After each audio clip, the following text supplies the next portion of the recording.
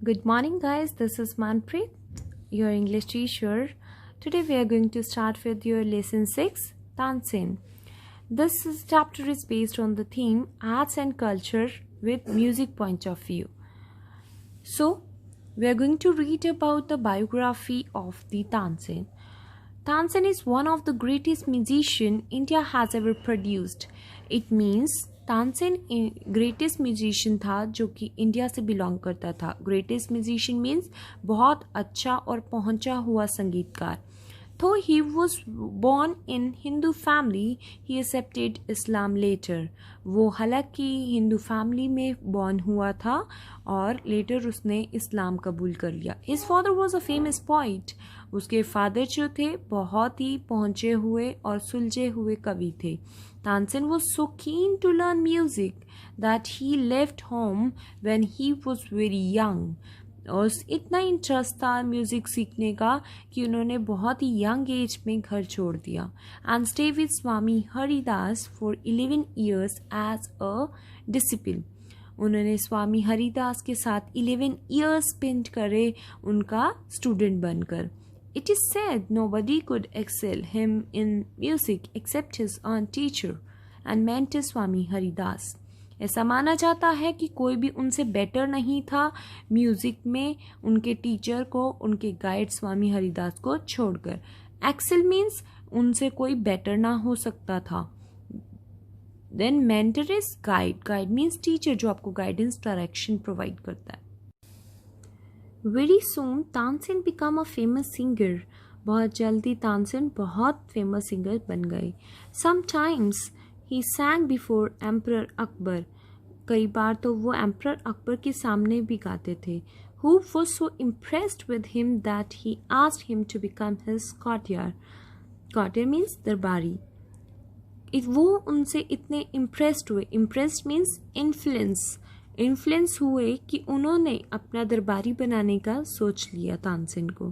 Tansen join his court in 1556. Underline this one year, this is very important to note. Tansen ने court को join करा 1556 में. He was also made one of the 9 gems of the emperor court. और वो बहुत ही जल्द 9 रत्नों में से एक रत्न बन गया एम्परर कोर्ट का. He had no equals in music at that time. उसका उस टाइम पे म्यूजिक में कोई मुकाबला नहीं था. And it is believed that he performed miracles through his music. Miracles means magical things. वो ऐसा माना जाता है कि वो miracles perform करते थे अपने म्यूजिक से. Which kind of miracles? He could bring rain by singing a raga known as Meghmilar. ऐसा मिरेकल कि वो राग मेघ मिलार गा के रेन ला सकते थे. रेन मीन्स वर्षा ला सकते थे. He could start a fire by singing raga Deepak. और रागा दीपक गाने से वो आग जला सकते थे. सच was the power of his music that whenever he sang a particular raga in the court, candles lit up on their own.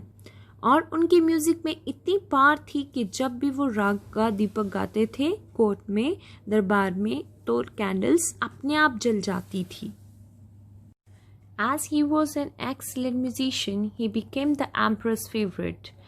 जैसे कि वो बहुत ही excellent musician संगीतकार थे, वो emperor के favorite बन गए. The emperor would call upon him to sing any time during the day or night. Emperor उन्हें गाने बजाने के लिए कभी भी दिन रात बुला लेते थे. Quite often he would just walk into his house to hear him practice. और कई बार तो वो उनके घर चले जाते थे उनको उनकी प्रैक्टिस को सुनने के लिए. He also gave him many presents. और एम्परर अकबर उन्हें बहुत सारे तोहफे भी दिया करते थे. Some of the courtiers could not bear the special treatment given to him.